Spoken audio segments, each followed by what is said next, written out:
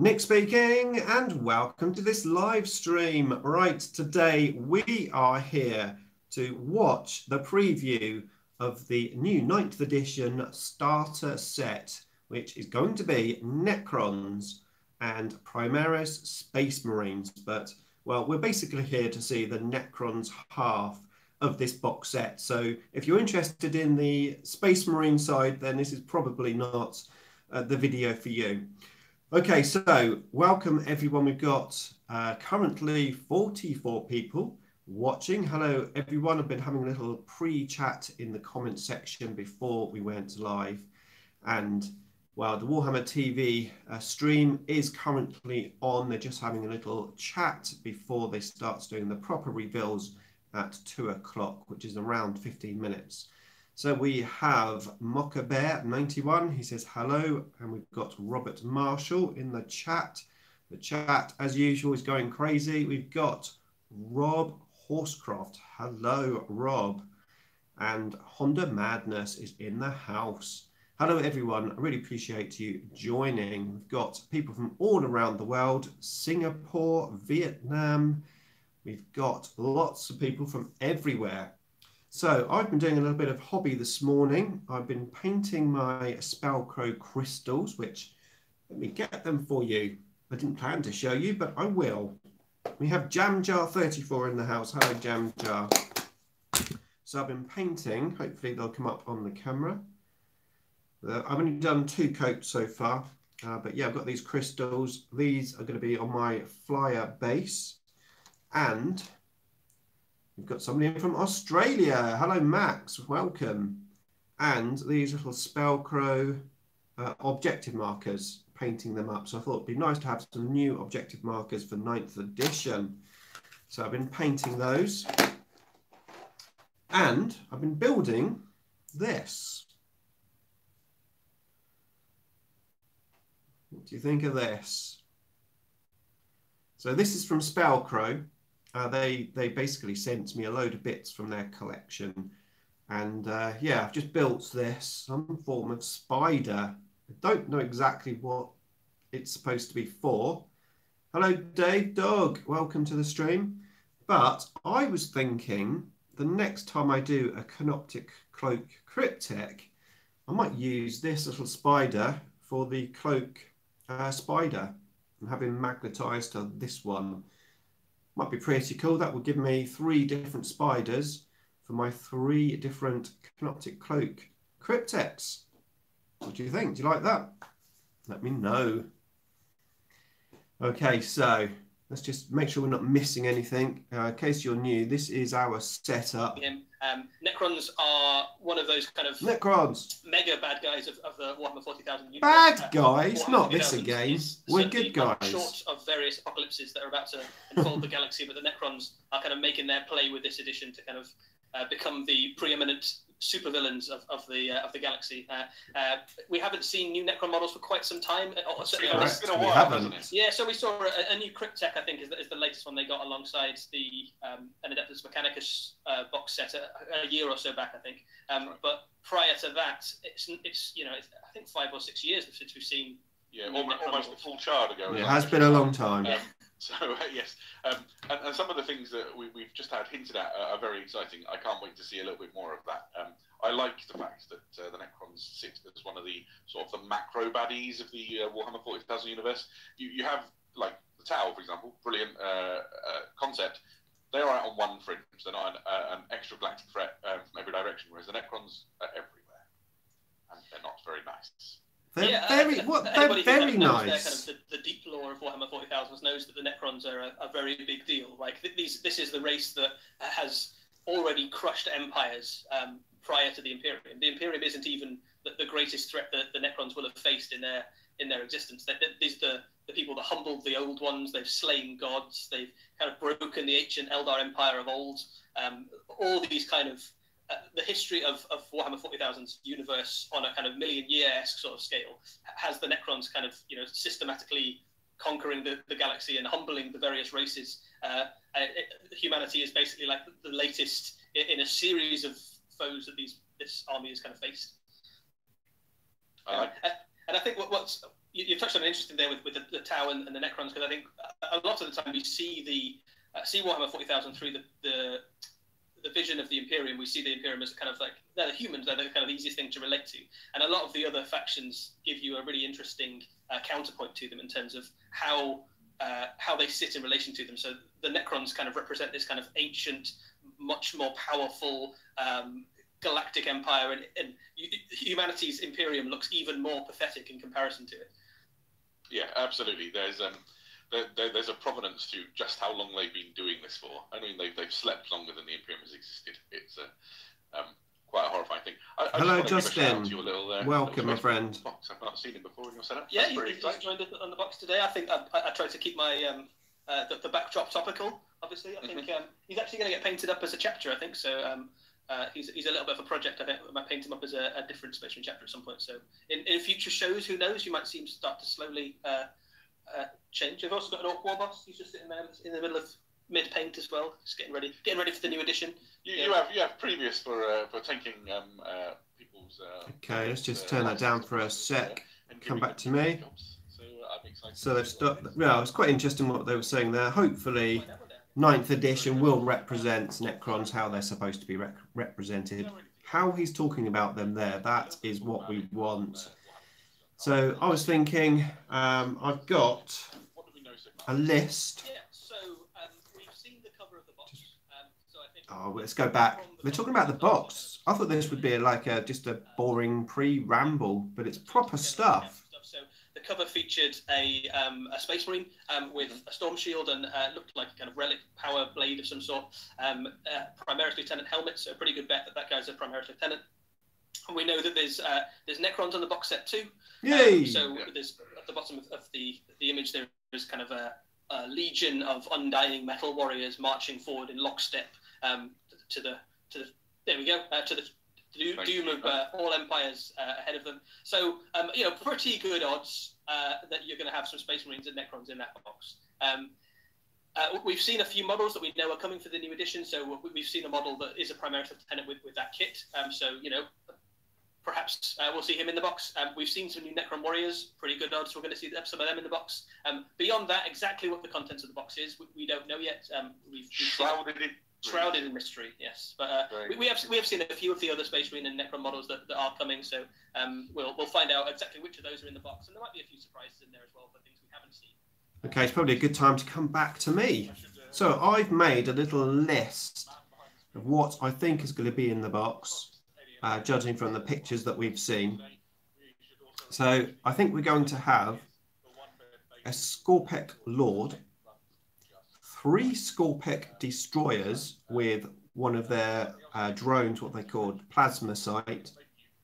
We're going to see a War of the World Stalker, a Necron Stalker. 1 new character, which is probably, my guess, an Overlord.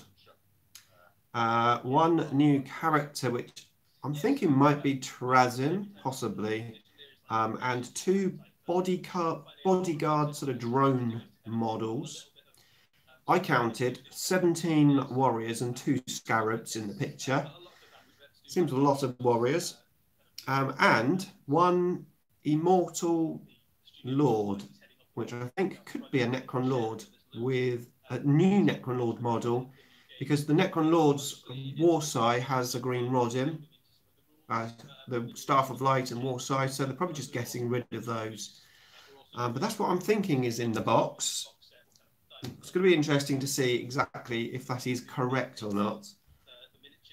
So let's go back, see what else they're saying. Anything interesting?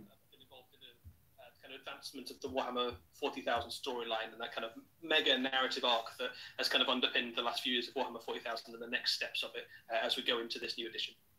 Fantastic. And I think if you want to be in the place where every day there's a deep dive on all of that information, here on Warhammer TV, here on Twitch, at 3:30 British Summer Time would be the place to come and join in.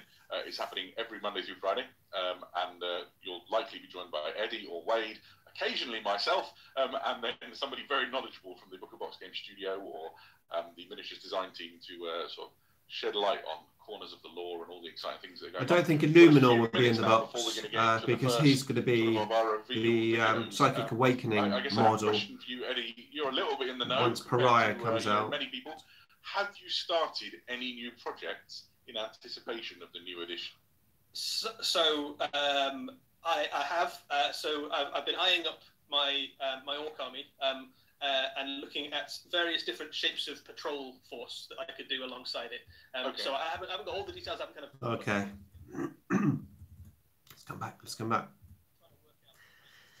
Right. So there you go. So coming shortly, we'll find out. I'd imagine they're going to do like you're guessing this for Necrons, and then you're guessing this for Primaris. They're probably alternating it. I was thinking whilst they're showing the Primaris stuff, and we'll have a look at the model, but whilst they're chatting about it, I thought it might be quite a good idea if we go through some of the rumoured stats for some of the new stuff coming, like the Silent King and the Scorpec Destroyers. So I thought we could have a chat about that.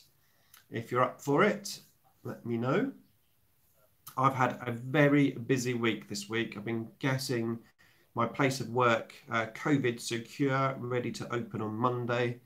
And it's been absolutely hectic. So I've been working at home for the last 11 weeks.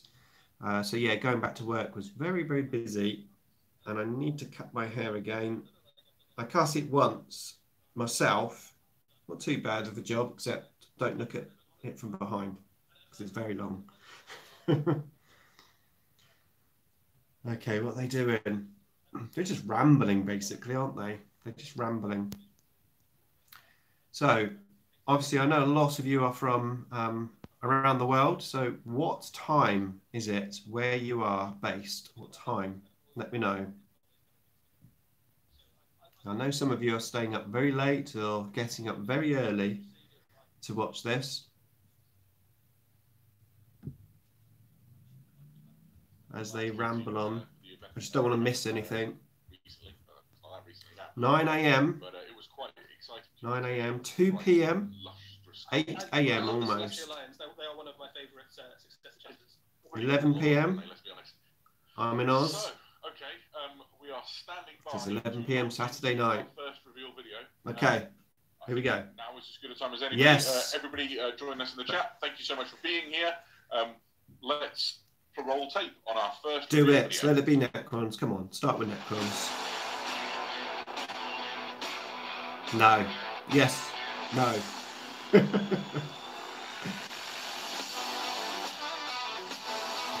There's that Immortal Lord, the Stalker, Scorpex. There he is. Scarabs. New Scarabs look cool.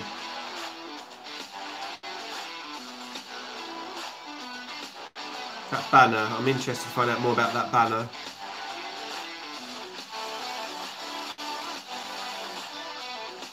That does look like a very cool box set. And there's that piece of terrain again, look. That's what it's called, is it? Okay. Wow. So loads and loads of really cool stuff there. I think just an incredible kind of smorgasbord of awesome models. With Space Marines, Necrons, all shapes and sizes. That's my guess. Trazyn.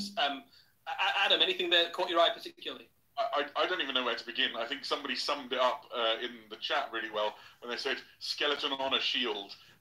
It's just the most staggering selection of Zero miniatures I've ever seen assembled in one box. And speaking of in one box, Mrs. Troke has been hiding this from me all week in strange places around the house. Oh, well, snack, Adam, because I also have one of those boxes. And so over the course of the next hour or so, we're going to open up the box. We're going to have a look at every element of it. We're also going to be joined by a range of people who've been involved in the creation of this box set. We're going to have some people from the studio who've written the lore and the rules. We're going to have some of the people who've been involved in the miniatures and in painting the miniatures from this box set as well, including folks from the heavy metal team, from the miniature studio, including the wonderful Jez Goodwin. So if you want to learn more about what's in this box set, then stay tuned, because we're going to dive into it in incredible detail. Speaking of diving in, I can open this now, right? You can open it now, Adam. You can open your box, dive in. Hopefully we'll see the actual models, like the pictures of the models, rather than just plastic sprues. There's some people who really like to, when they open a new box for the first time, does the new box smell? Oh yeah, new box smell. It's a huge box of models, that's for sure. Okay, yeah. Yeah, here he goes. It's very heavy. The question is, how many do I need? So, box lid, woo. I think it depends on the Skulpec destroyers. I'm going to smell mine. If you can take a unit of 6, then I'll definitely need 2 boxes. If you can only take a unit of 3, I'm getting like I don't know. I need 2, don't I? Let's face it, we all need 2. 2 of these boxes. Very cool. It will probably have the rule book, I would have thought. You get a kind of poster thing there, which is, I think, a piece of art that we might have already seen, which is... it is. It's like a desaturated version of that Blood Angels art. Blood Angels Primaris Space Marines kind of lined up ready for battle. Very the Necron one. Grim dark, isn't it? All the skulls. It's the number of sprues that are sat underneath it. I mean, essentially, what that piece of artwork does is protect the top of your box from your models. What's that? I welcome like its a coffin. efforts, but really, I'm here for the plastic that lies beneath. Ladies and gentlemen, this box is utterly bursting with stuff. Just completely bursting. Sprue after sprue after sprue. Do we walk through them? I mean, my camera probably doesn't do these justice. Ben, have you got some pictures of the sprues racked up for us? Okay, pictures. My goodness. Okay, magical. So I think what we're looking at here is 2 of the kind of lead characters in that box set. You have a Space Marine Captain and we have a Necron Overlord. And as you can see, Overlord, right. A few different options on the Space Marine, which is really cool to see. So, he's got 3 heads. Yeah, so I think you've got a closed helmet by the looks of things. You've got an open helmet, like a literally. I think it's £120. Helmet still on, kind of visor up, which is really cool.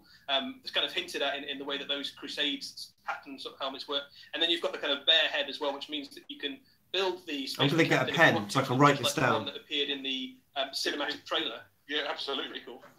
Yeah, that is cool. I quite like this. The Commodore Garden sort of visor down. Okay, ready Overlord. Well. I was correct. On this model, you've got a nice spare, which is good. This is unbelievable. I'm blown away. I hope you're not speechless, Adam, because we do have. I'm very nearly speechless. This is. I've grown up living and breathing Warhammer since I was 10, and for me to be first in line to have a rubbish in the box is very exciting. Questions? £60 if you're going to go split with someone. Some of the things we're going so you can get 2 of these for 120. Yet to be determined. If you've got any questions about anything we show as it comes along, please do pipe in. Ben, do you want to show us the next sprue? I can hear Eddie rummaging through his box. I'm rummaging. I'm just having a great time over here rummaging. Oh, okay. So yeah, this is the Primaris Lieutenant. He's got a Neo-Volkite pistol. It's interesting how they've got the sprues joined together like that. The Heresy version of our games, but essentially it deflagrates you. That's right. It sets you on fire from like long range by. There's your word of the week, folks. To super combust. He's got a rad storm shield. Unbelievable. Just fantastic. Yeah, so I think this is one of the models I think we have seen, but it's nice to see how it all fits together, and it looks like there's probably fairly easy to construct and paint in stages and kind of clip together if you're looking to kind of make a really nice job of it. On the left there we have a Necron Overseer, which is a brand new type of Necron. It's effectively like a mid-level character for a Necron force, sort of equivalent to a Primaris Lieutenant, but he's your kind of.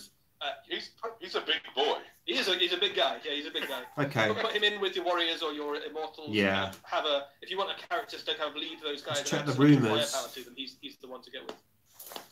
You may have just Immortal Overseer on the rumours. I think these rumours are pretty much true. We'll talk more about them later. 2 frames of Primaris intercessors with heavy bodies. Yeah, the Overseer is the Immortal Lord, a new character. Yeah, sorry. I guess I shouldn't be quiet as I have a rummage through these. Oh my goodness, what's that one? I haven't even got to this is probably this is one of my favourite sprues in the whole box. He's going to stop Warriors and Immortal units within 6 inches. This is basically all stop them from fleeing on a dice roll of 4+. So everything that's like, if it's Space Marine and it's got more than 3 skulls on it, it's on this sprue by the looks of things. There's a chaplain I think you can see there at the top left. Possibly the best flag ever made. Yeah, what is going on with this flag? Cool. I think we'll have a look at that miniature in a bit more detail later on as a miniature itself, but already the sprue is looking pretty impressive. The pictures are on the website now, are they? Looking through my box. Yeah, I've just got to this sprue myself as well. So this is Space Marine bikes. They're surprisingly multi-part, actually. There's a lot of options on there by the looks of things. Heads all look like they're separate, so if you want to, you could fairly easily... Presumably these are Primaris Space Marine bikes, yeah? With other bits. Yeah, I think if you've got an extensive disc collection, so say, I don't know, somebody in this chat had quite a lot of spare Raven Wing bits, you could probably have quite a lot of fun with these, couldn't you? Yeah, and I think that's the great thing as well, because a lot of people who will want lots of bikes in their army, a lot of those armies tend to be quite stylized. So Raven Wing is a great example. White Scars as well. White Scars, absolutely. There's your kind of White Scar Primaris upgrade kit, which is like special heads and stuff. You can add some of those on and make those look really cool. But obviously, you could do a bit. One thing I can see with this kit is it looks quite repetitive, like some of the arms and stuff. Don't know. And obviously, it's quite difficult to pose bikes, I suppose. Oh, what's this? Even those big cheese wheels. Here we go. What's this? What's next? Oh boy. Okay, I'm rummaging. That's a lot of bits. So this one looks like Stalker, it's a selection of the various Nekron weird things. So including the, I can't quite. Yeah, I think that this includes the big Canoptek beast, the kind of large floating insectoid thing. Don't they know the names? Something to do with, you know, tending to the Necron tomb worlds, but also kind of weaponized in order to skewer would-be intruders. Yeah, we are lucky to be having more informed guests than us, perhaps, coming on to help steer us through some of this. And I know we've got some great pictures of the put-together models. You have to chop the legs up if you want to repose the legs by the looks of it. Is there one more frame or two more frames to go, Ben? Because I'm at 1, 2, 3, 4, 5, 6, 7... I can't believe they don't know what that's called. So this is the destroyer frame for the Necrons by the looks of it. Oh, okay, yeah, the swordy guys. So these are your close combat destroyers. Necrons on their kind of skittering tripod legs.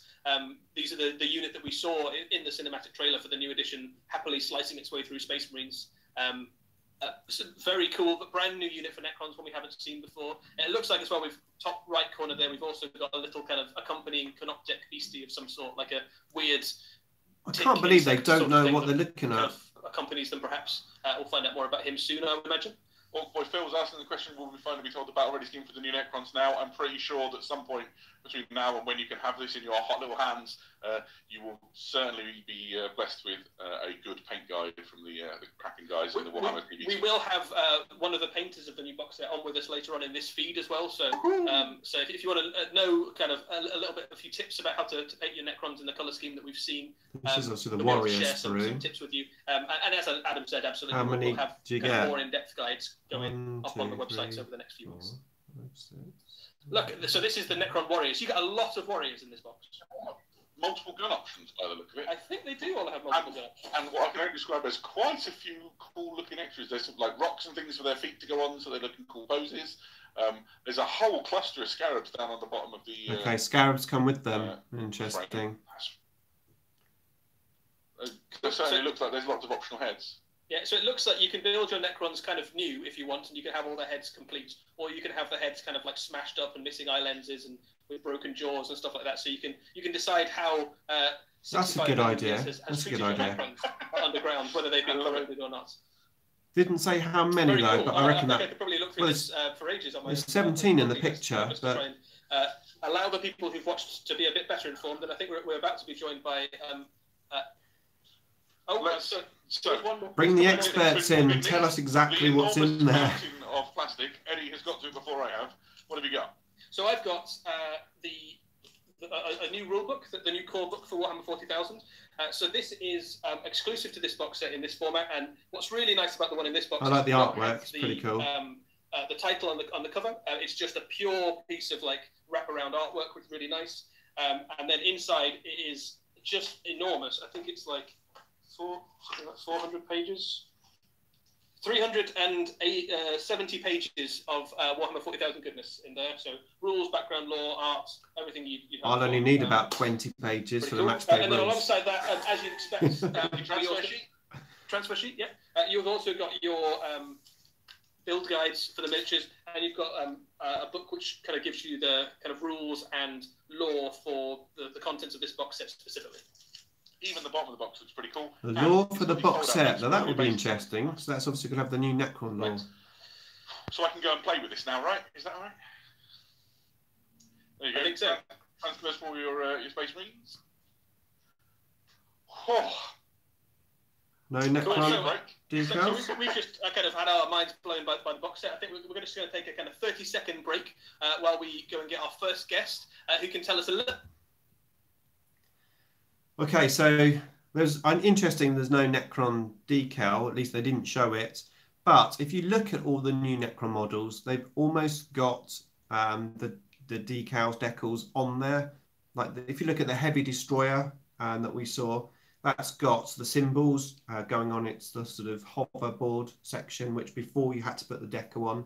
So I think the models are probably so detailed now that you don't even need decals for them. It's interesting. They didn't really know much about that. It was like two blind men having a look at them. But it seems like we're going to have some more experts coming on, which hopefully will tell us a little bit more about exactly what's in there. But yeah, Scorpic Destroyers ×3, and they did mention the drone thing, which I assume is the plasma site. The War of the Worlds Stalker, which they didn't have a clue what it was called. That was definitely in there. Obviously, the character is an Overlord. He did look like an Overlord with the war sign. Warriors, we didn't see how many, but there was a good mixture of the two gun options. And they mentioned that the Scarabs are on the base, on the sprue.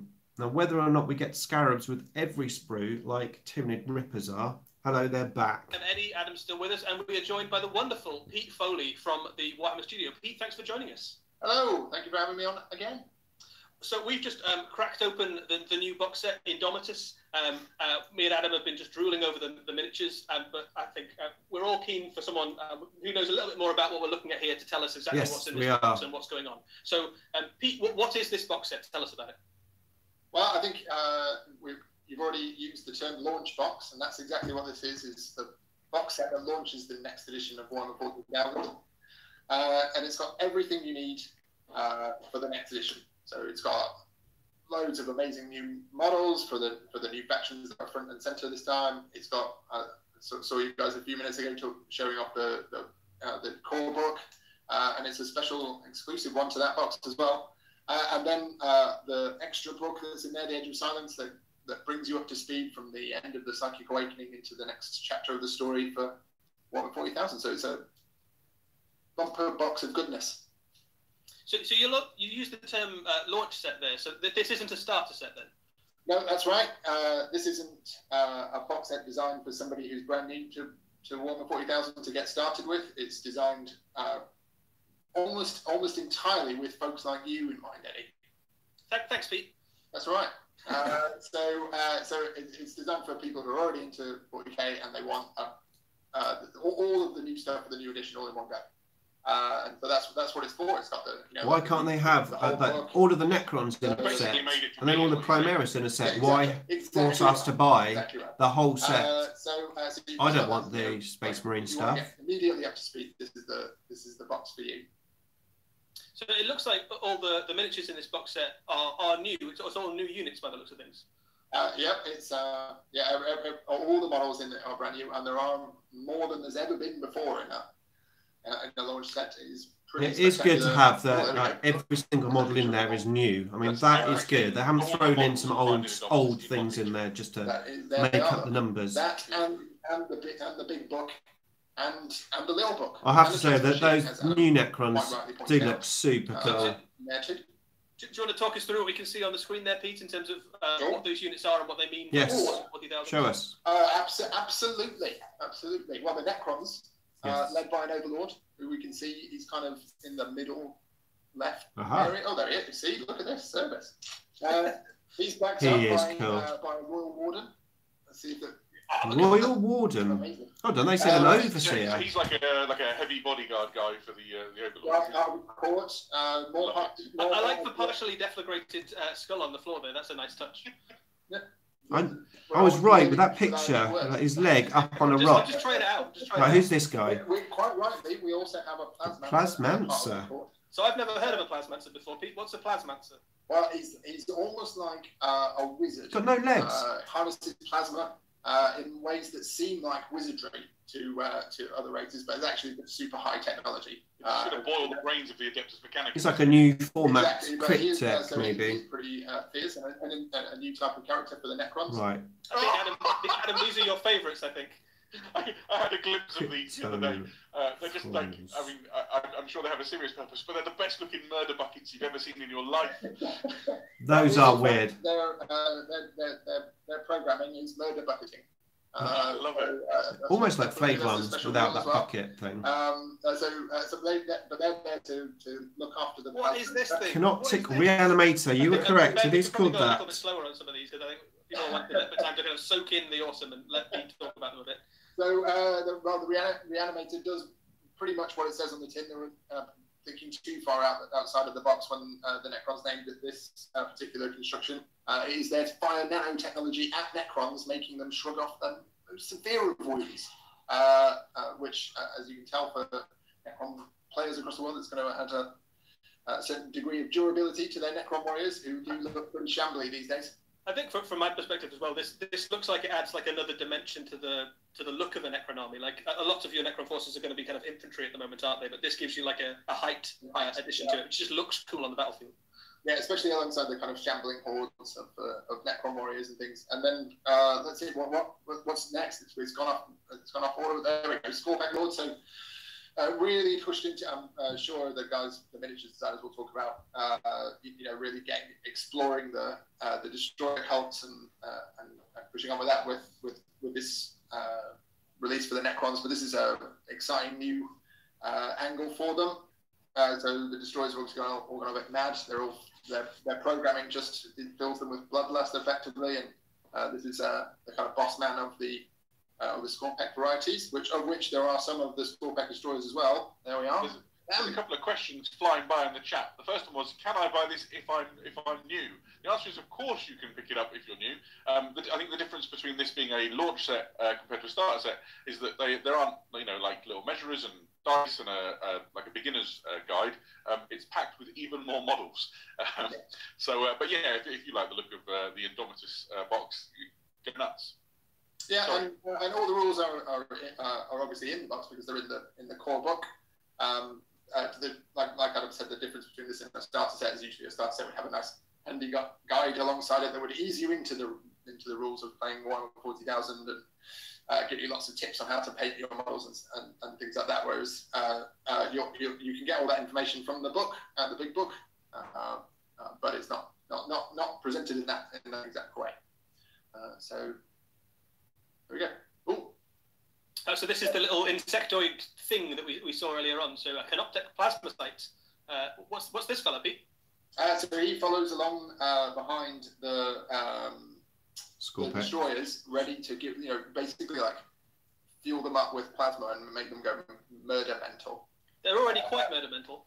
They are, but they have even more potential within them to go even more murder mental, and that's what that little guy's job is. There's a little bit. There's a little bit in the book that says Canoptech plasmacytes. Ooh, say that in a hurry. Use their monomolecular proboscis to inject an infectious sentient energy into the deranged members of the destroyer cults. So get going with your proboscis, little fella. It's another good word as well. We're learning so many words today. That's the great proboscis. Who knows what else will be? These are the scarabs. They do look good. Yeah, we know where they are. Quite a new look for the scarabs as well. They've been kind of... we've done.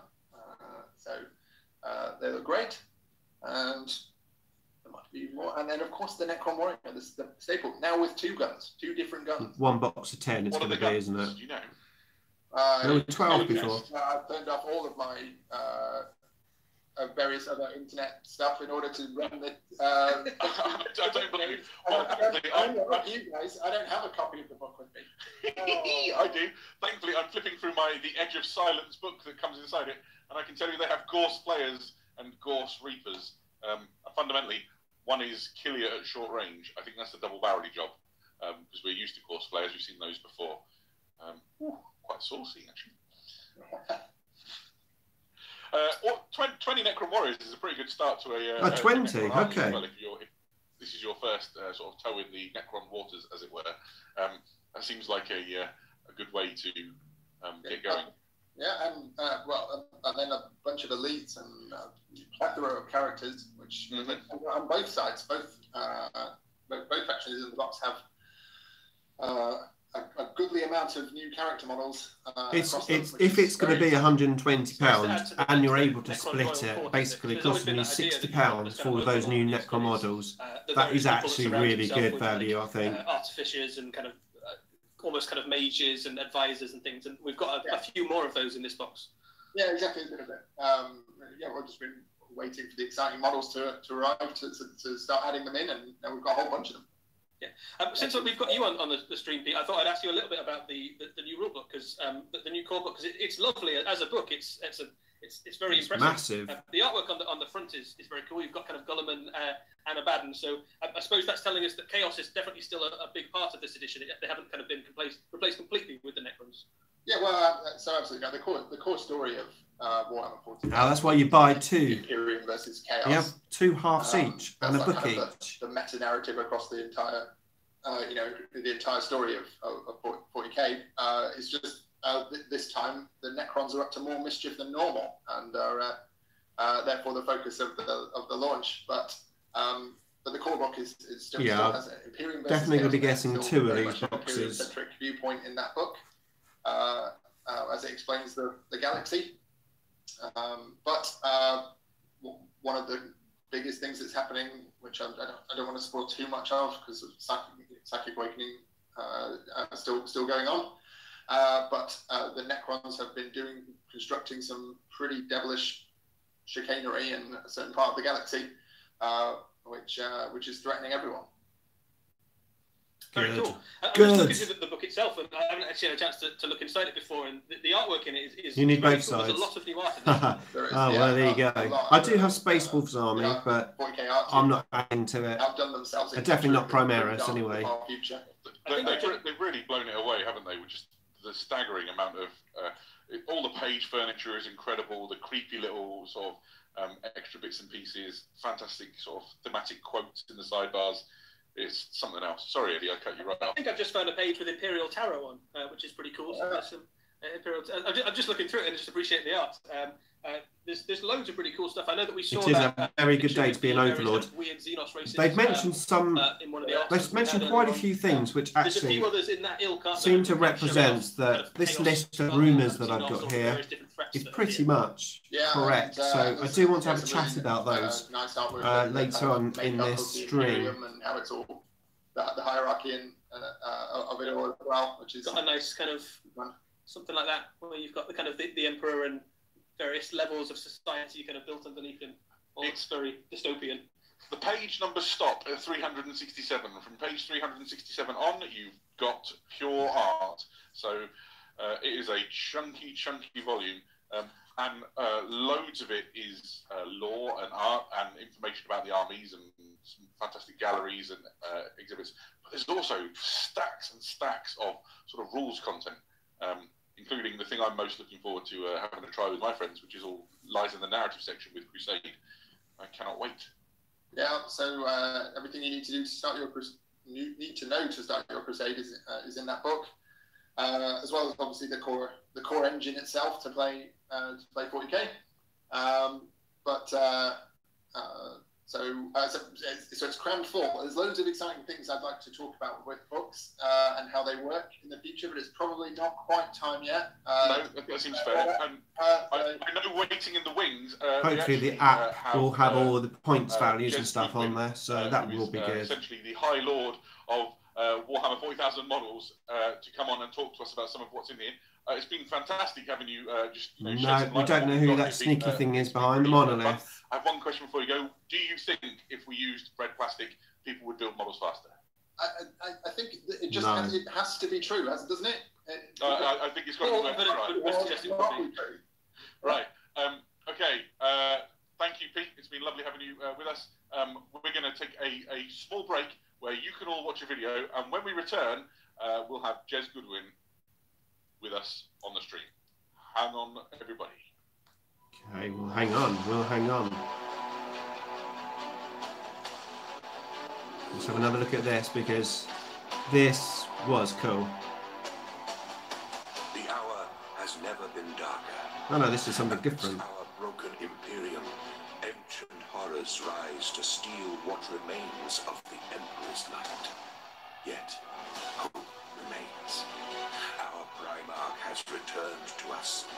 Through him, we are reborn, blessed with the strength to endure. And in enduring, we prevail.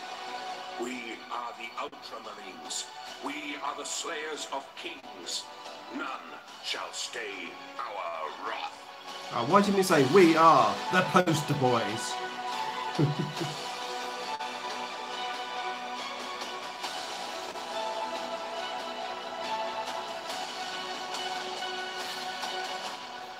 So obviously now we're going to have a closer look at the Ultramarines, aren't we? Don't go anywhere.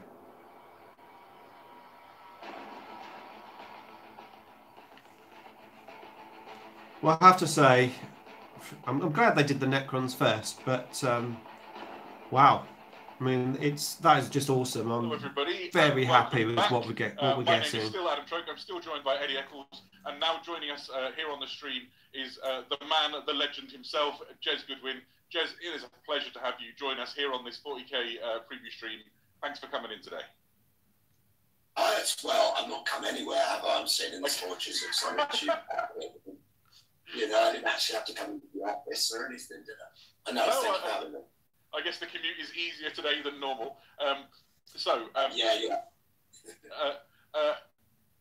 For anybody who doesn't know, you have been synonymous with the development of Space Marines here at Games Workshop for quite some time now. Can you just give us a little bit of background in your involvement with Space Marines as they've evolved?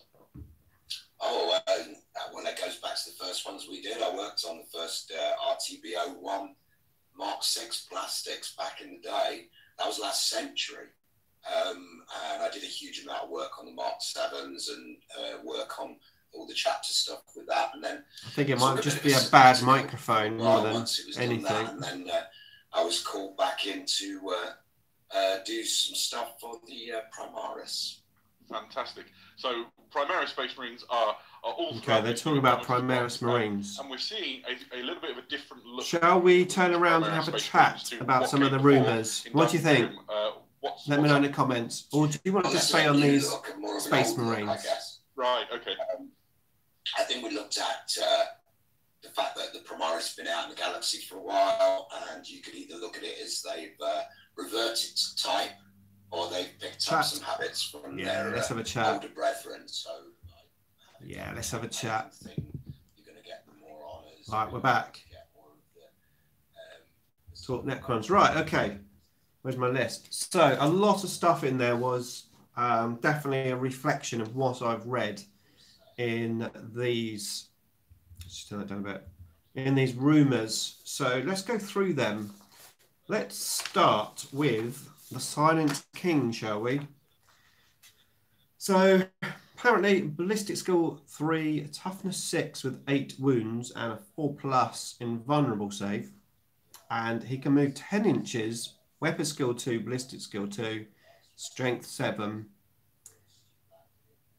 and Toughness 7 with 16 wounds. Okay, sorry, the first stats was the pillars, so I beg your pardon. Okay, so the pillars were Ballistic Skill 3, Toughness 6 with 8 wounds and a 4+ save. And the Silent King is the second stat. So Movement 10, Weapon Skill 2, Ballistic Skill 2, Strength and Toughness 7, 16 wounds, 4 attacks, Leadership 10 with a 3+ save and a 4+ invulnerable save. And he has aura abilities. He grants rerolls of 1s to hit and wound with ranged attacks for infantry, and he has a fearless aura. He also gives +1 to reanimation protocol rolls, or you may choose to reroll 1s for RP instead, but you choose before you do the RP. He can't hide, but his 2 shields, who have 8 wounds each, can take the wounds for him. So effectively, he's got 32 wounds. He also can heal D3 wounds each turn per pillar alive. So that's 2 D3s if both pillars are up. And he also grants an additional command point at the beginning of each command phase. And he's apparently 340 points. He sounds really good. Now, the other interesting thing, which is what they were talking about in there, if we go to, could I find them? Where are we? Here we go. The Stalker, or whatever he's called now, Reanimator. The Reanimator moves 7 inches. 7 inches. He's weapon skill and ballistic skill 4. Strength and toughness 5. He's got 5 wounds, 2 attacks, leadership 10, and a 3+ save. His melee weapon is user -1 AP with 1 damage. His abilities, now this is the interesting things. So he's got a phase generator, which basically gives models with the dynasty code within 6 inches a 5+ invulnerable saves. So he's going to help buff units like a cryptic can. And a canoptic node aura ability. If this model is within 6 inches of 1 or more friendly dynasty units with aura abilities, this model gains those aura abilities whilst it remains within 6 inches of the unit. So if you've got him within 6 inches of the unit, he gains that ability and he can give those buffs to units within range of him. So you can get a very nice bubble effect. So I can definitely see me needing 2 of these in my army. He certainly does sound very interesting. Get him in range of the Silent King and extend out those reanimation buffs, being able to either reroll the 1s or +1 to your RP rolls, depending on how you want to do it. I would imagine +1 to the RP roll would be better, but it depends. If you're throwing a lot of dice, maybe reroll 1s. I've never been a fan of the reroll 1s for RP, so I think the +1 is what you're going to do. But yeah, if you could imagine that, you've got the Silent King, and then you have 2 of these Stalkers either side within 6 inches, and then they can buff out. So you've got a nice big bubble of this, these extra abilities. And that's basically what he was indicating in there. What's happening is we've just seen all of the Necron models. We've had a chat with the guy who knows about them. Can't remember his name. And now they're talking about Jess Goodwin and Space Marines. So we're talking about Necron rumors. So those are the very interesting things I thought. Now going back to the Immortal Overseer, which is now called the Royal Warden. So he has a gun, a Gauss blaster, 24 inches rapid fire, -2 AP with 1 damage, strength 5. So basically just a normal Gauss blaster. But he has an Aurora ability. Whenever a model from a dynasty, Immortal or Warriors, because he is next to Warriors in that picture, within 6 inches of a model with this rule, if it would flee, then you roll a dice, and on a 4+, that model doesn't flee. So he's basically going to help with our morale, and he's got a Gauss blaster. So that's pretty good. You've got a 50% chance of stopping your model from fleeing. So it's going to be a very nice buff unit. And it's quite interesting. We've got quite a few extra characters. We've already got 12 characters altogether, including the 2 from Forge World. I think it's 12. So we're going to be up to about 16 or 17 characters by the end of this. So what are you thinking of the rules so far? Are you liking them? I am. If these are all true, and from what I've heard there, they seem very accurate. I mean, things like the names, some of the abilities, seems very good.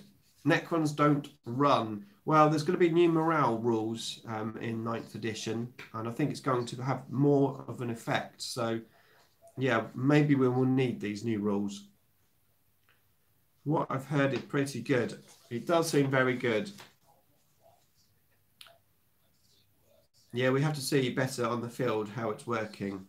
What was there RP on those Silent King pillars?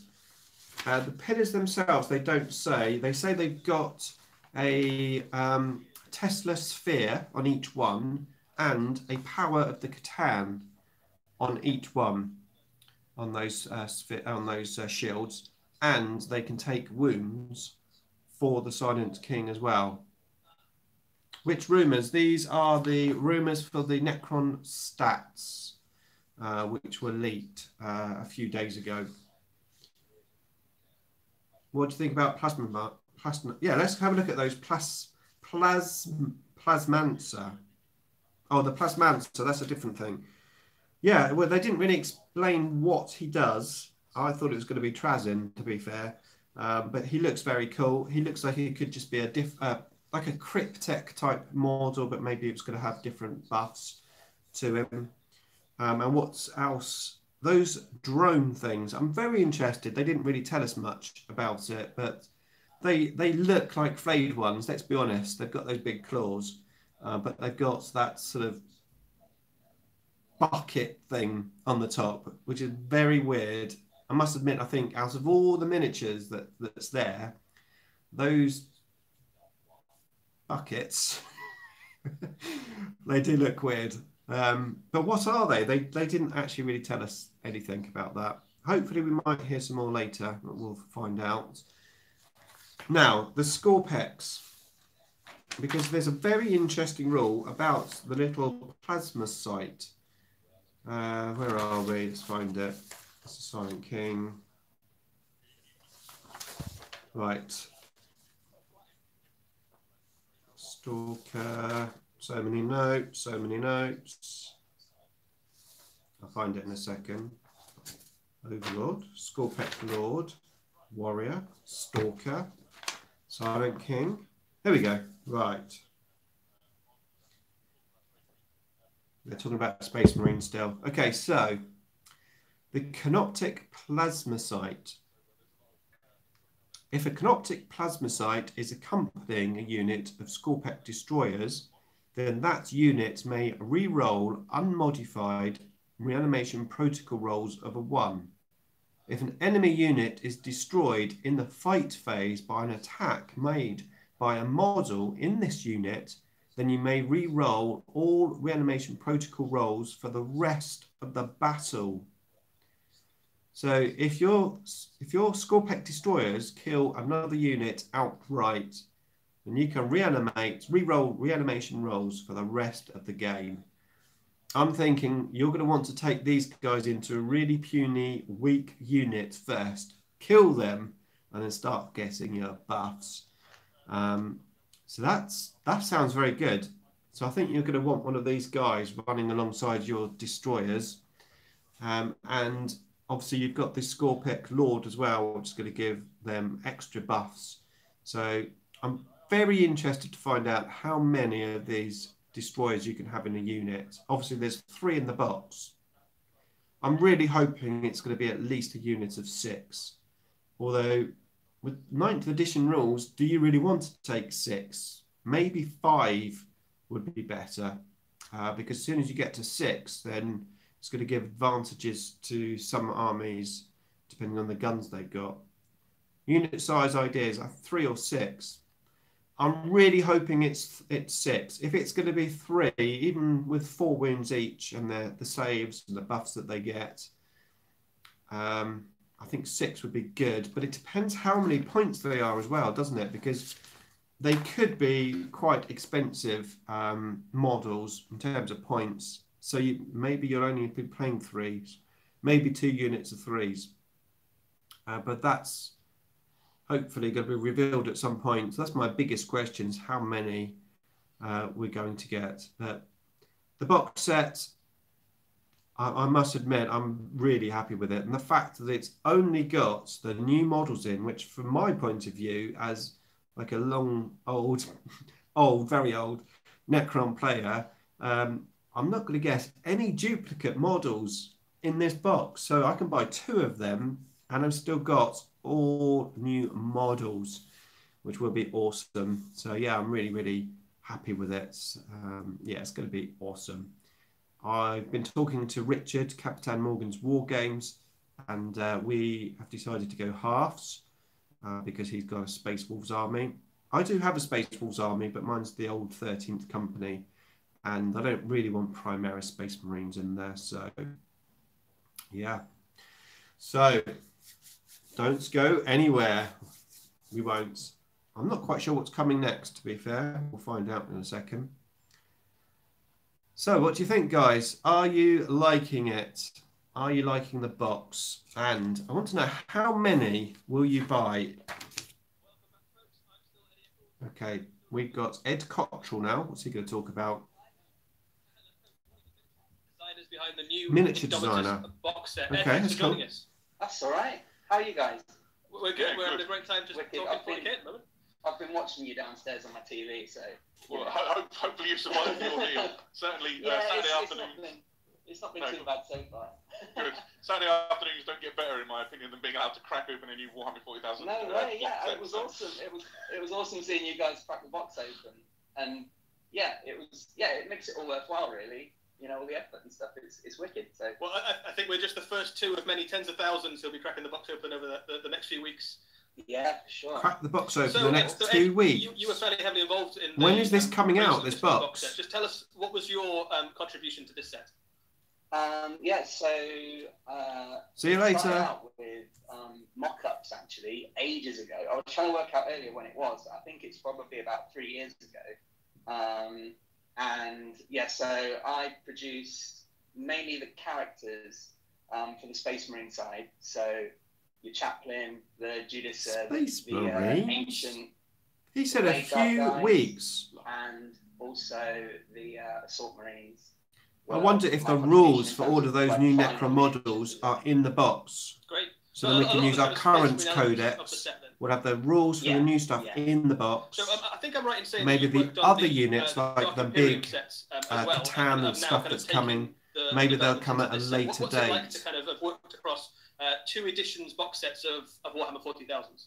Yeah, it was really, really cool to get on board with the 40k team again. So from the beginning, when we did the Primaris stuff, it was myself, Alex Hedstrom, and Jez obviously leading the design phase of it.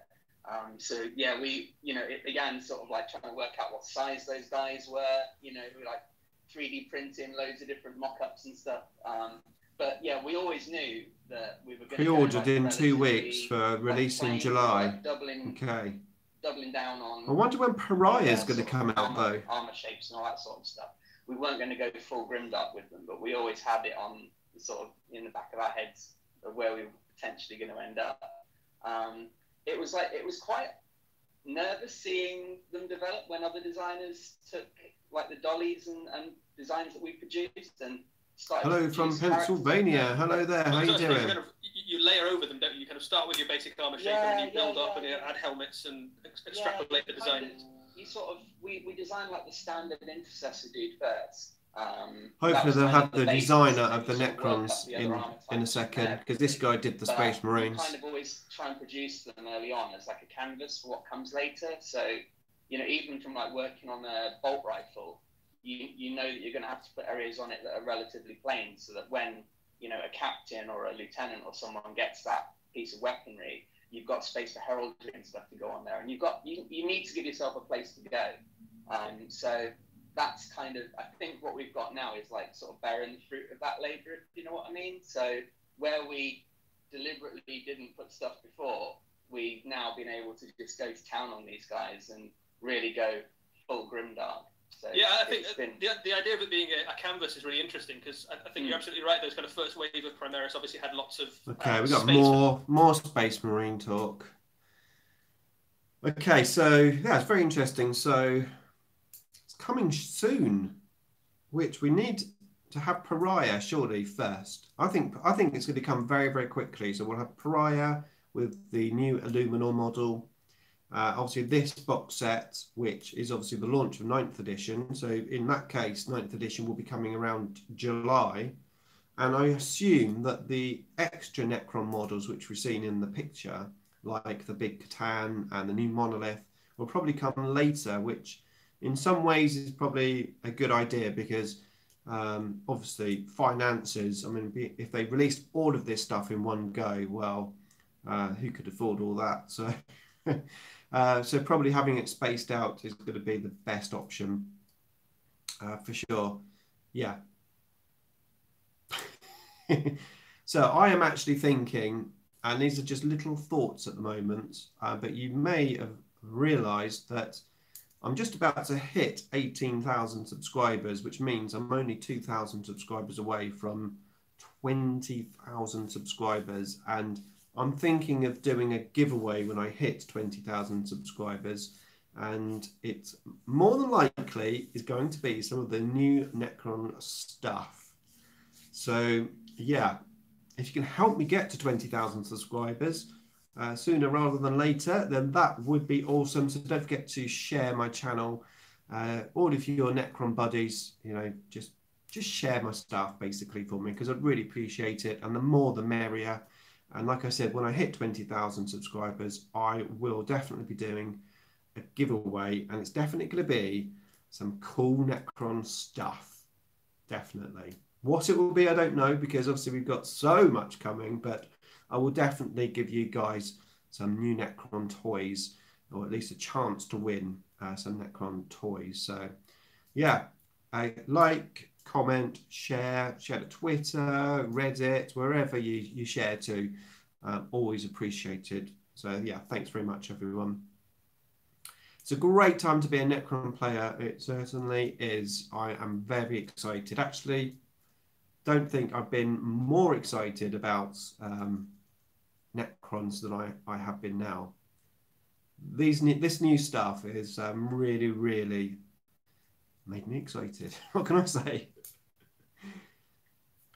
I'd be happy even if you flick a couple of murder bucks. Oh, I hate it how the comments just disappear on my mobile phone. They don't stay around for very long. Just really annoying. I am hoping at some point to get a better computer where I can live stream, and I want OBS so that I can do proper screen sharing and have a better camera and microphone and actually see my comments properly.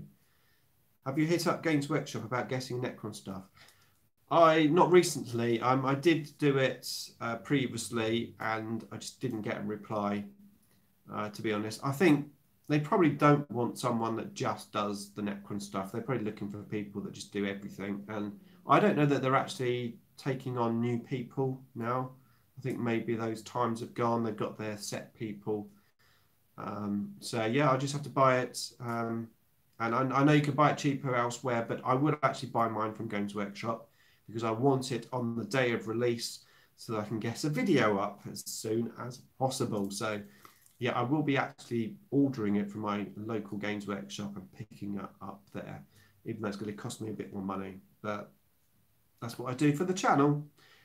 Okay, let's go back and see what they're talking about. And likewise, the Blade Guard still talking about Space he was the guy Marines. that Jez was talking about earlier that he made. I've now just found out of spit and putty. So I was handling, you know. I mean, yeah, all right, thanks, Jez. that guy, you know, he basically became that. So let me know in the chat, what do you plan to do with your Space Marine half of the box sets? I mean, do you have a Space Marine army, or do you have a friend that has a Space Marine army? Are you going to make use of it? Are you going to have to sell it on eBay? How are you going to go about the box sets and like splitting it, etc.? Swap, yeah, sell them, trash. You just put them in the. Well, you can make them into bases, couldn't you? Let's have a look at these new bikes. Let's have a look at these new bikes. So how did you approach I making do quite bikes? like Obviously, bikes. we've seen a few different wrong way. variations of Space Marine bikes over the years. The Horus Heresy. Are these actually Primaris or not? What was the thinking? They're very beefy bikes. I guess like the initial thinking, part of it is thinking in terms Use them of as like, kill team. the whole, That's a good idea. The launch box as a whole. So I was working closely with Steve Buddle, who My daughter just started playing 40k. Necron side. That's a perfect thing then. Concept stage. I think he worked on some of the final ones as well. And You have an Iron Hands army, so probably use that. Yeah, fair play. So we sort of wanted the Marines to have texturally something that, you know, maybe not a dreadnought or something like that, because that's something we've done in. They are quite similar bikes, aren't they? But yeah, we wanted that level. A bit more modern. Marines, and also with the these look really small though. It's cool to give them cavalry, right? You know, that's kind of what these bikes are. And it's the grimdark version of knights, isn't it? Let's be honest. Yeah, basically. So I was kind of initially involved in that sort definitely of Primaris, yeah. We tried a few. They just look puny on there, especially this guy. It's because he hasn't got his helmet on, I think. We have the ones with the wheels. There was some with like lighter armor guys riding them, but we settled on this like heavy classic Space Marine look. I mean, like a Space Marine vehicle is meant to be brutal, and you know, it's got that silhouette of a fist, which pretty much every Marine vehicle has. It's like kind of chunky at the front. It's got to look powerful enough for a Primaris guy to ride it. So when I'd finished the mock-up level of these guys, Nick Ho, then just shoot the tyre, job done. Job as well. So you know, if I was facing those, you know, I would just get my gun out and shoot the tyre. So yeah, see you later. Yeah, it was awesome. Surely that tyre should be covered up a bit more, protected. Work on them, and then Nick produced them, and yeah, I really like them. I think they're awesome. Cool. Well, I think a lot of people do as well. I think both me and Adam are already eyeing them up for our own Space Marine collections. And yeah, I've dug my Raven Wing box out in anticipation, so all those spares are going to go to good use. Excellent. I think we are unfortunately running out of time, Ed. Is there anything else you'd like? We apparently are going to have a chat on this stream with the guy that painted the Necrons. We might get some tips on how he how we painted them. So that'd be cool. Just get them in your hands and paint. I know a lot of people are asking. I mean, you know, I don't think there's any much more I can add. You know, you guys seeing your faces. Yeah, the bikes have no ability to turn. You're right. You know, everyone that's been experienced of that will just. Yeah. Imagine going over a rock. I mean, have you seen the terrain of 40k? And those bikes are like right on the ground. Absolutely awesome. When you go over a little rock, and you're just going to get grounded, aren't you? Certainly the coolest box we've ever made. I can only echo that. A lot of people in the chat are saying, good job, Ed. I think people really appreciate the love and attention that has gone into the creation of this set, especially me. Yeah, it's been absolutely brilliant having you in to give us some insight into what and how you did it. Everybody in the chat, I hope they have airbags. We're going to be coming right back after the jump. And seatbelts. Max Village, who is the lead of the heavy metal paint team, and he's going to be talking about the colour schemes and things that went into it, especially from the Necron side of things. But before then, we've got a short video. Thank you, Ed. Another video. We'll be right back.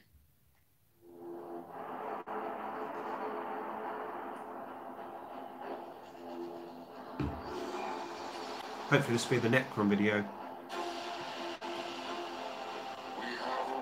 Yes. Galaxy blighted by upstart empires. The unworthy now invest our domain, but their doom is upon them. Our king has returned, and at his word, the dynasties mobilize for war. None shall stand against us. We are the eternal scythe. We are the conquerors of gods. This galaxy is ours.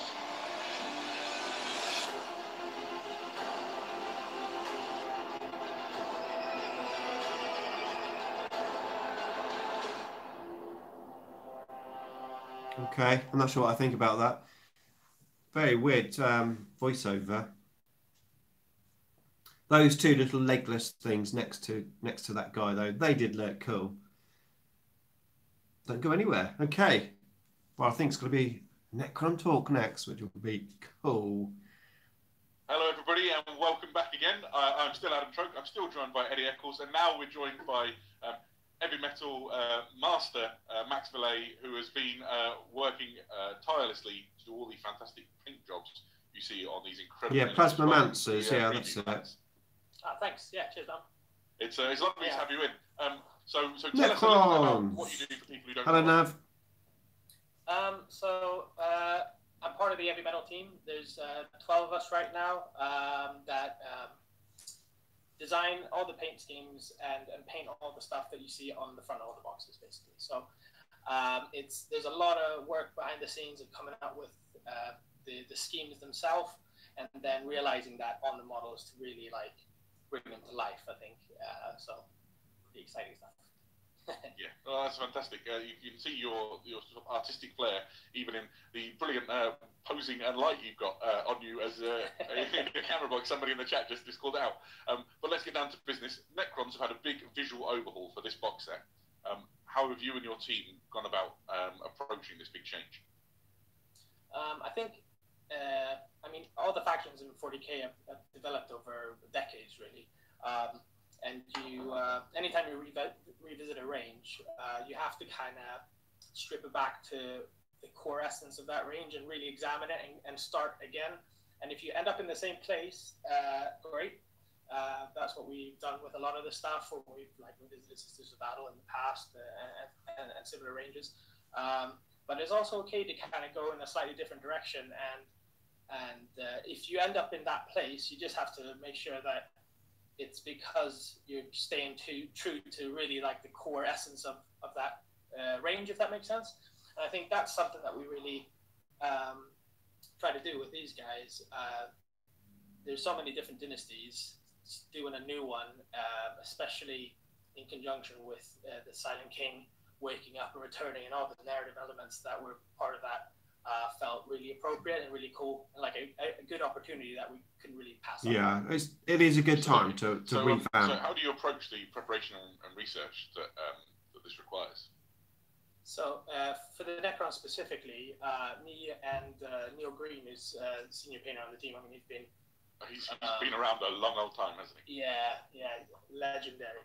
20 plus years, right? We also brilliant at Blood Bowl. Yeah. Sorry. Okay. Yeah, that's cool. He batted me out of Metal League once. There you go. But yeah, so we did a lot of the early color test and mock-ups. I think it started off with us just looking at anything old and metallic.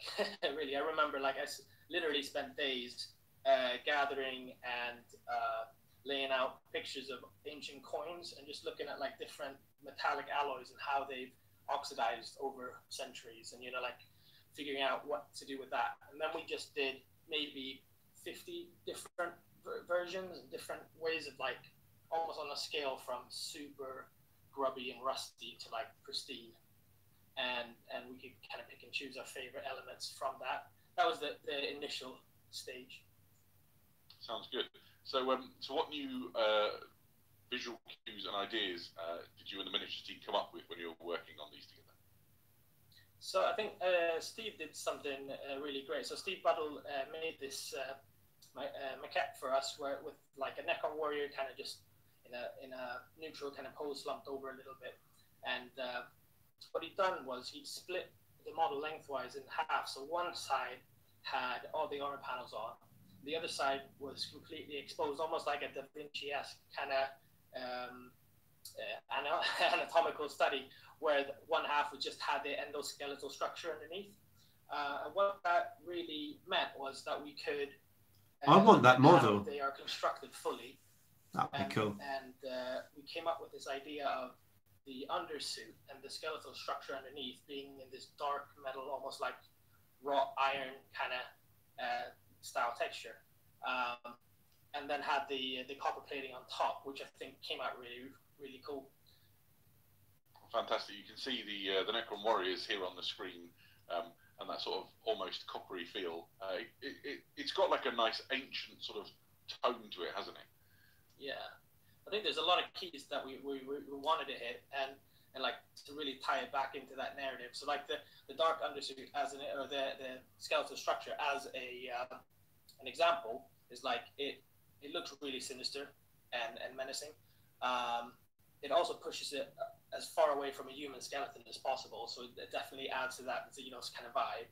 And then on top of that, when you look at this unit as a whole and you see that like the damage across each individual Nekron Warrior is different, and one is missing a panel on his arm on the bottom right-hand side, for example. Yeah, that's right. Yeah, I saw that. One has got like a giant hole through his. That's Arnold Schwarzenegger. You see that Judgment Day. Underneath. If all of it was just the same color, that wouldn't show up as well, and it wouldn't add as much to the variation of the squad as a whole. So there's a lot of elements like that we look at, and we try to tick as many boxes as possible with those choices, you know. Yeah, I love the variation between the kind of ancient metal on there and that kind of really sci-fi green that's going on them. There's like a really nice kind of, on one end you've got this completely ancient, rusted kind of anti-technology almost, and the other end is kind of super sci-fi space gorse green. There's a really nice palette across the whole unit. Yeah, I think that it's a testament to them. It might look better if they had green rods. Actually, this long, you know what I mean? Like a lot of other races probably have completely withered into dust by now, but even though they look ancient and quite haggard at this point, they're still super strong, and the technology is obviously the biggest part of that.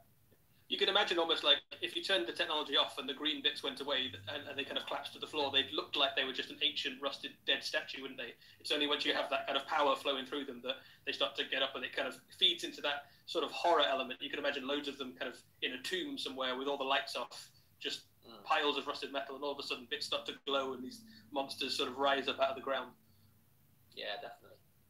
So a few people are asking a question about the recipe that was used.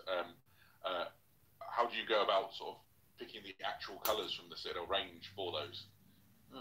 So with something like this, and I think getting the colours right and having the colour scheme just really help tell the narrative story of what they are as a race or people, is the most important part. So if we need to mix a couple colours together or try something new, we will, and then we'll follow up with the paint designers that design all the hobby products.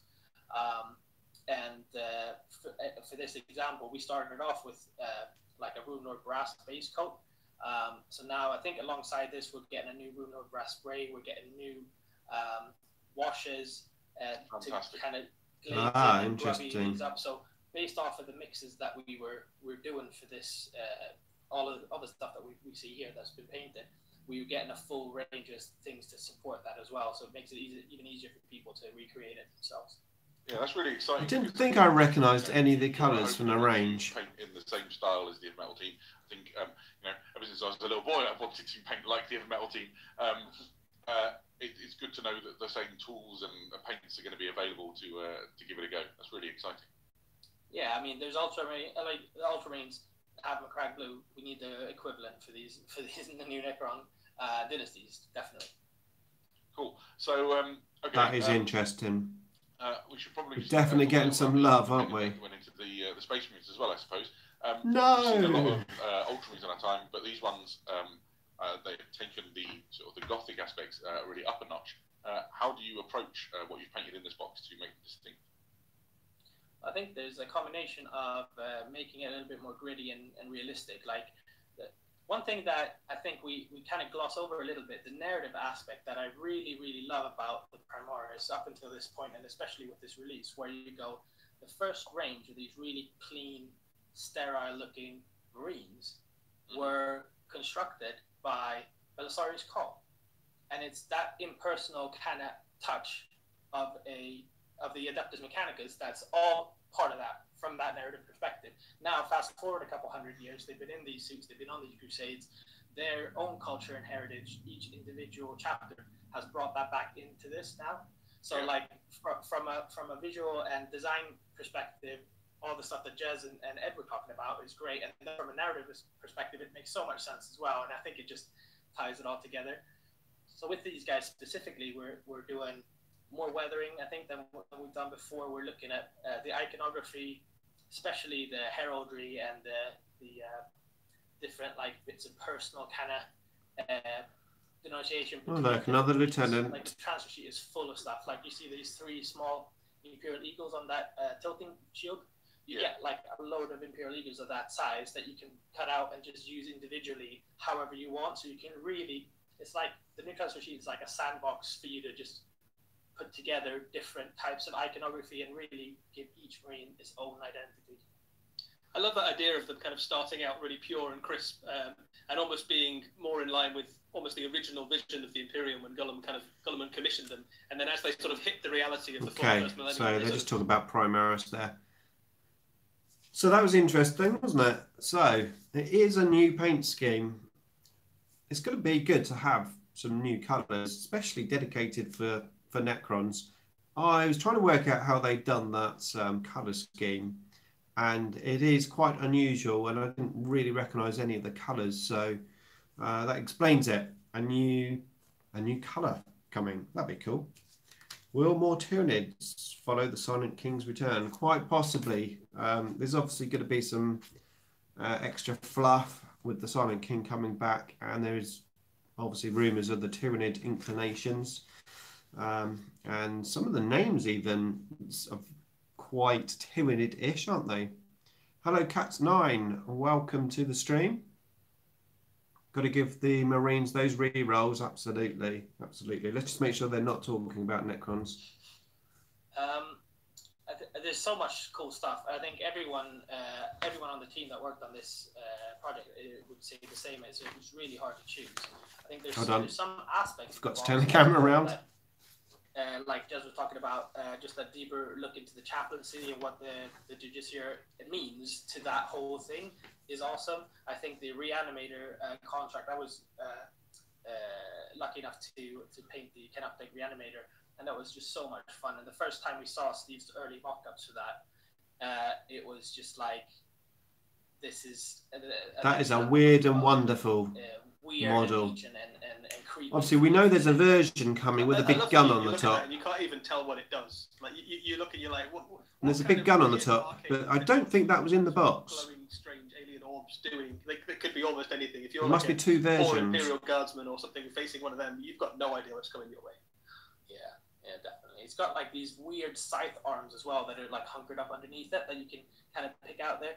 It's so cool. Like all the new stuff in the box is amazing. So it's really hard to pick a favorite. It reminds me of like a mosquito that's landed, almost the way that its legs are kind of poised. So I can see that. There's a creepy jellyfish-like sort of horror to it as well, like a Portuguese man of war or something. Yeah. There's a horror aspect, I think, to the Necrons that we're seeing sort of come out with these models, which is really quite exciting.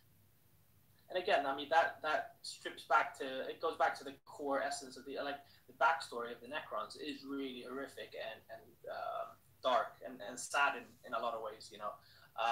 So it's great to see that reflected through everything. I mean, we've talked a little bit about the artwork in the book and stuff as well, but like everything from the art, the 40K. Hello there, oh, I've missed it. What do I think of it all? I think it's all amazing. I'm very excited for all of these new Necron models.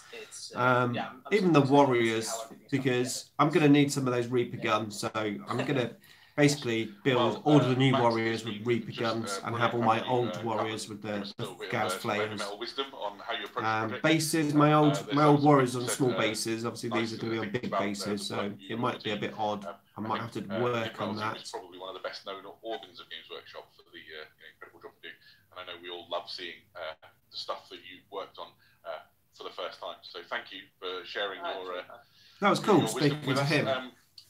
I imagine we'll have Max back for more interviews and stuff as Indomitus launch comes up. So for now, we'll say goodbye, but I'm sure we'll see you again very soon. Everybody hold on. We'll be back just after a short break where Eddie and I will sum up some things, and maybe there'll be just one last parting shot to share with you all. Okay. So let's go back to the rumours, shall we? So I want to talk about the Nekron Warriors. So basically their stats line seems to be exactly the same. 5 inches, 3 and a 3, ballistic skill, weapon skill, blah, blah, blah. So that's exactly the same. However, the gun.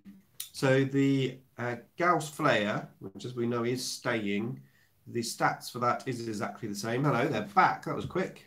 Still joined by the marvellous Eddie Eccles. And we have had a fantastic time talking. I think they're rounding out. We'll talk about the stats after behind this incredible new Indomitus launch set. Rummaging through plastic sprues, you can hear Eddie clattering through his box. It's been brilliant. Why is that Marine so big compared to the Necrons? Somebody keeps asking a question about the Necron base sizes. I don't know because my tape measure's not here and I'm not going to run around the house looking for it. It's this big. There you go. What's that for? Not as big as a Warhound base. So that's the best I can do with this notice. But I did see your question and you asked it a few times, and I want to thank you for your patience. What a show, Eddie. What's your highlight?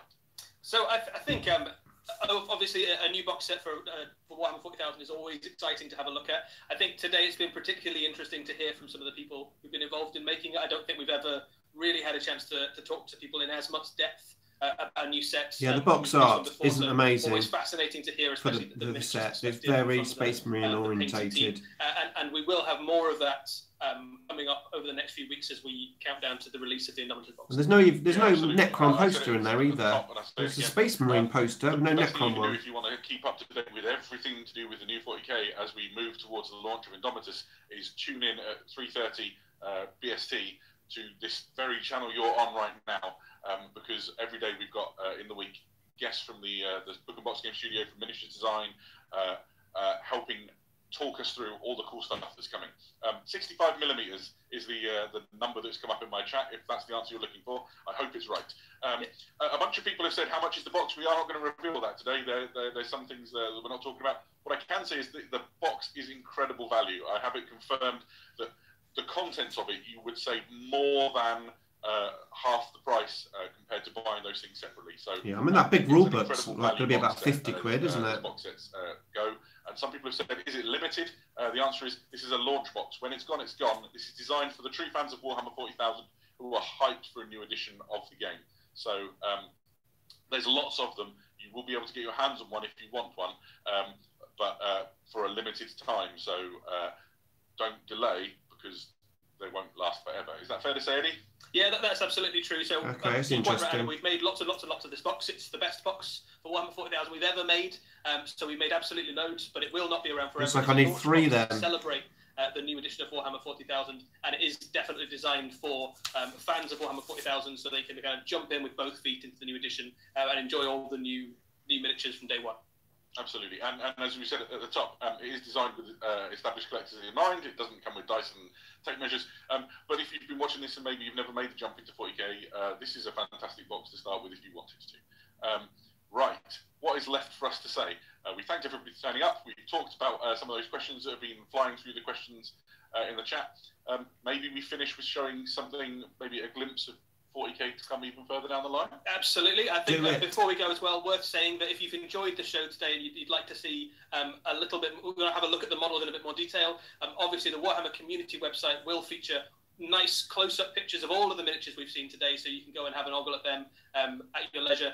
If you want to watch this show back again, if you've kind of tuned in halfway through, this will be available to watch on twitch.tv/Warhammer in like a few minutes once it's been uploaded again. So if you didn't get the first few minutes, or you missed an element with one of the people, we've had some really good conversations today, so you can watch it back.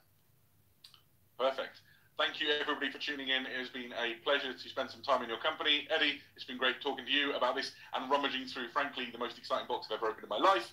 Thank you, Ben Bailey, for being the power behind the camera and making sure that everything ran smoothly. And to all our guests who came on, all that remains is to show you just a little glimpse of things to come in the future. We'll leave you with this.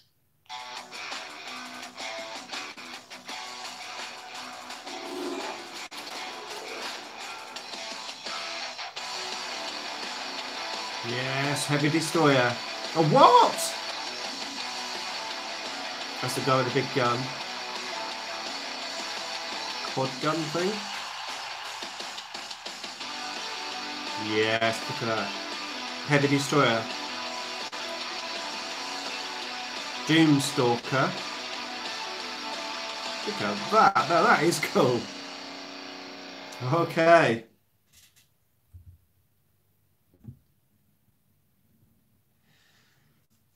Wow, that Space Marine thing, that was cool. I must admit, I did like that. But yeah, so... Oh, hello, they're repeating it. They're repeating it. Let's just keep it on there then. Actually, I was interested to see what that said about the Heavy Destroyer name. Because it was very quick. Lockhurst. Lockhurst? I think that's what it said.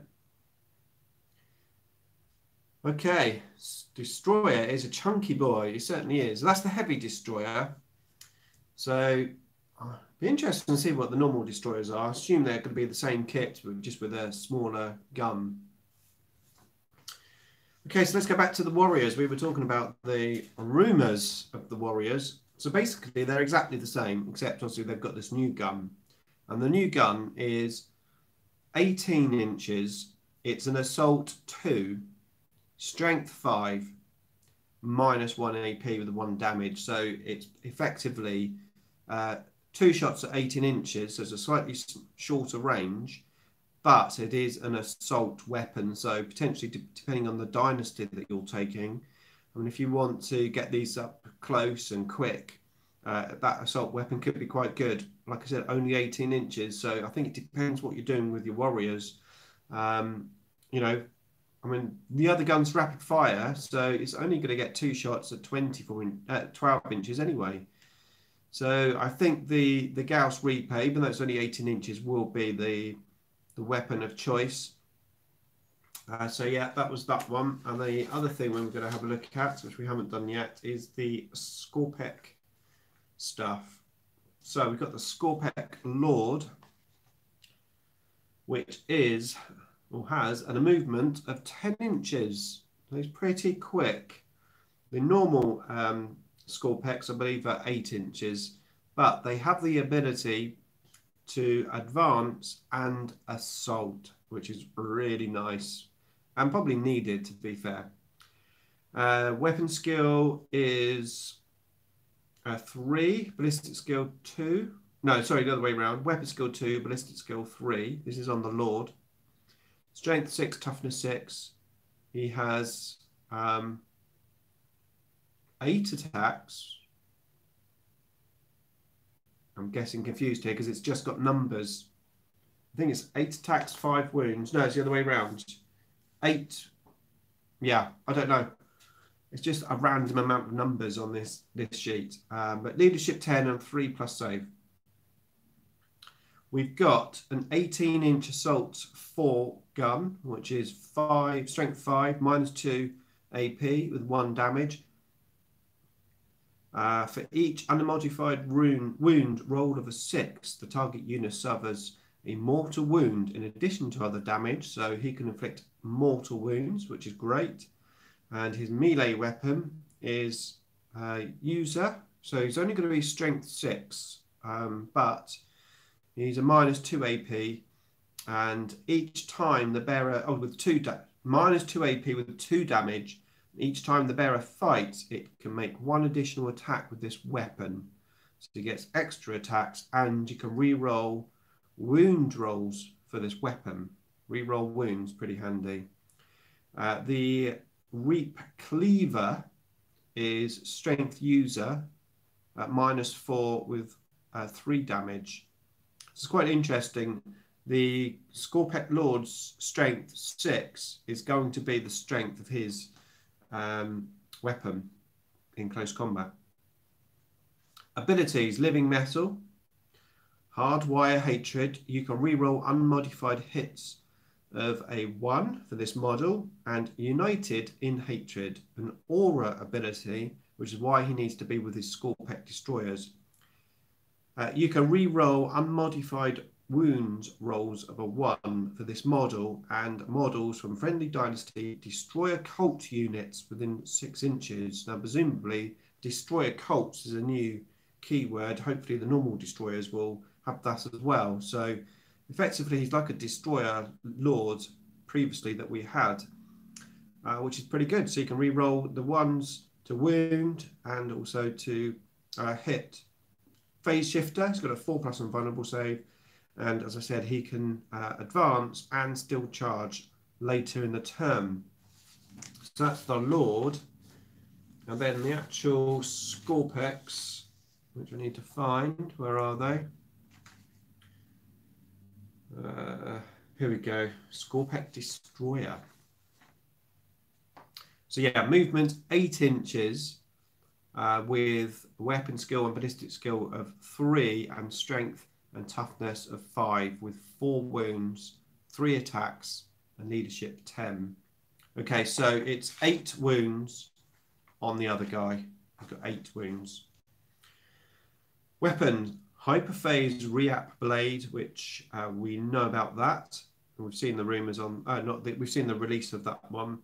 And we've got we have to subtract 1 to hit rolls for that weapon.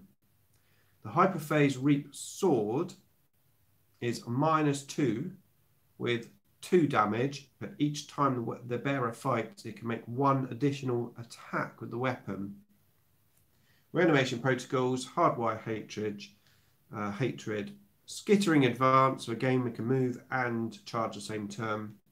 And then the Plasma Sight, which I talked about earlier, but he looks pretty good because he's going to help with Reanimation Protocol rules for that unit. And that is all of the rumours covered that we know about. So, well, that was exciting. I really enjoyed that. And I'm even more pumped about this box set now. And the fact that it's going to be a one-off release, so it's not going to be a starter set that's going to be available for another 2 or 3 years. It's going to be like, buy it now if you want one. So I'm definitely going to need 2 at least, maybe 3. I really hope you enjoyed the chat. So let's have a quick look at what everyone is saying. I'm excited. Let's go. Okay, my comments are just disappearing off of the phone straight away. Let's see if any more comments come up. I think I've got an option here. What's this? How fast did you say the reanimators are, Nick? I don't have... Do I have stats on that? Yeah, let's have a look. Scorpet Destroyer, Sergeant King. Oh, here we go. 7 inches. 7 inches, apparently, he moves. Any more questions?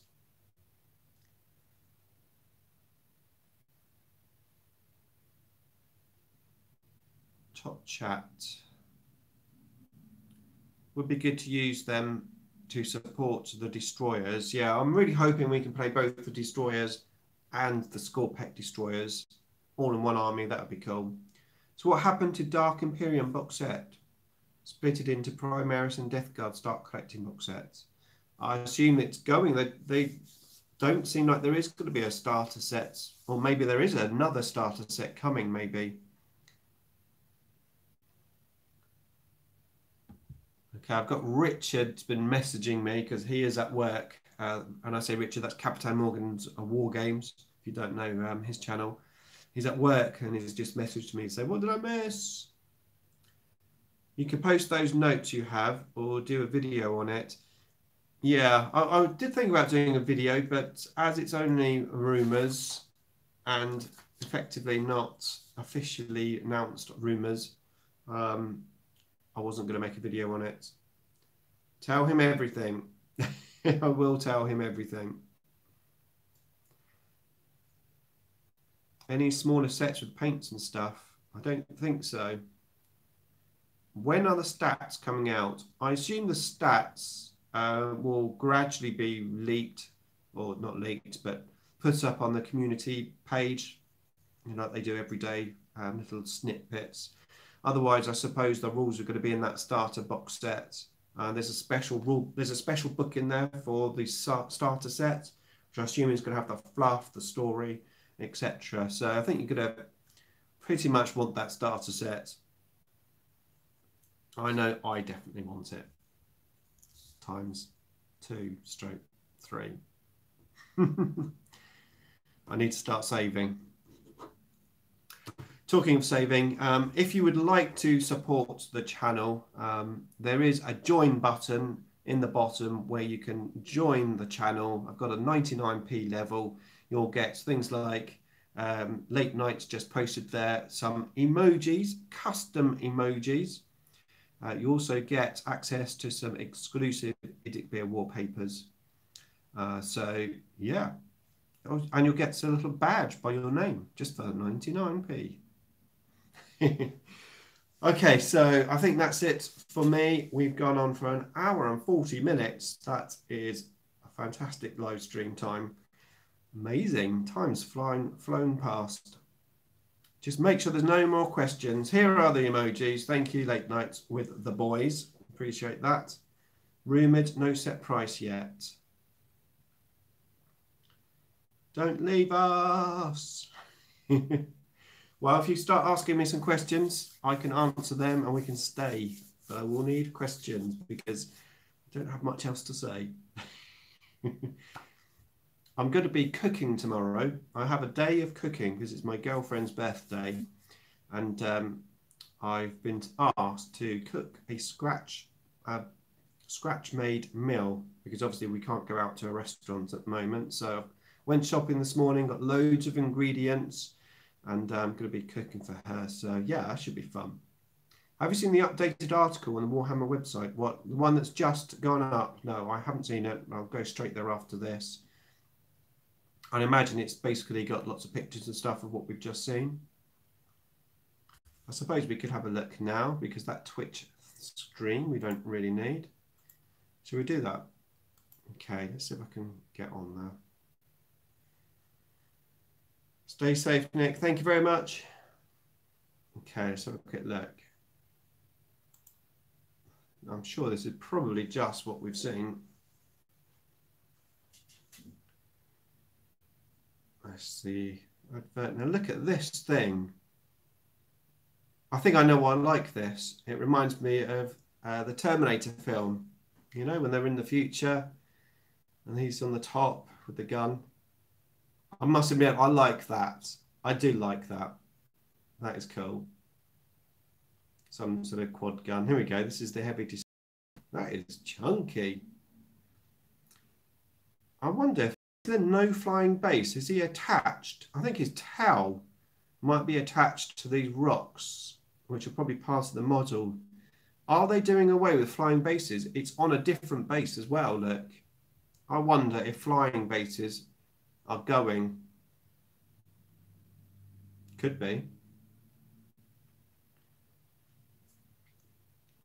Right, this is the other thing. This is the Doom Stalker, which isn't in the starter set. Basically, it is different because the head isn't on this like bendy wire.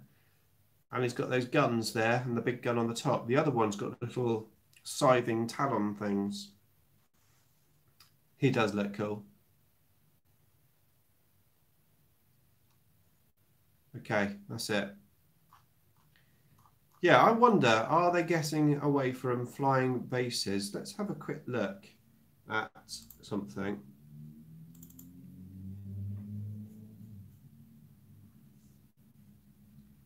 Just have a look, see if there's any flying bases on anything in here.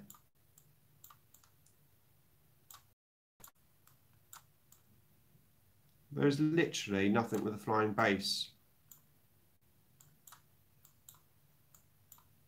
Even that's, Catan is attached by the tail and these tendrils. How about these? I think no, these are on flying bases, I think. Oh no, wait there, that's got energy stuff coming down. Are they attached? They're not attached by that little energy thing, are they? Because if they are, that's going to be very fragile.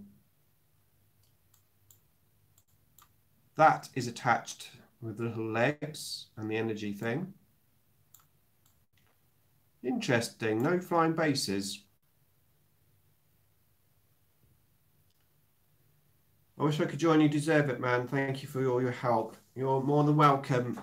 If you want to support me without finances, then yeah, just watch the videos, press the like button and press the share button because that all really, really helps me anyway.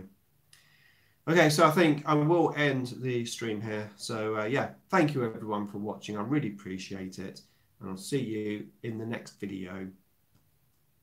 Beam me up.